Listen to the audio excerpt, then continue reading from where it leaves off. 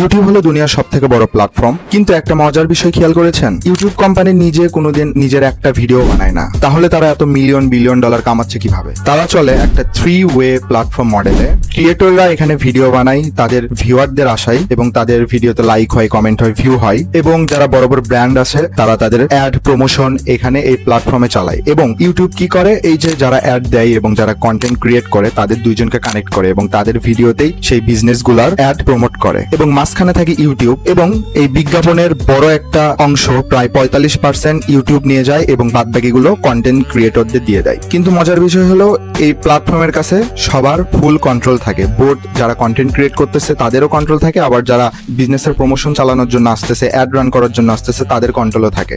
এখন এই ডিজিটাল যুগে কোনো প্রোডাক্ট নিজে না বানিয়েও যারা প্রোডাক্ট বানায় এবং যারা প্রোডাক্ট কিনে বা সেই প্রোডাক্টে কোনো প্রমোশন চালাতে চায়, তাদের দুইজনকে কানেক্ট করার মাধ্যমেও কিন্তু টাকা কামানো সম্ভব। এবং এই বড় বড় প্ল্যাটফর্মগুলো এটাই করে। সোজা বাংলায় বলতে গেলে বলা যায় দালালি করে আর কি এই প্ল্যাটফর্মগুলা, বা যেটা আমরা ইংলিশে একটু সম্মান দিয়ে ব্রোকার বলতে পারি এদের, ঠিক আছে?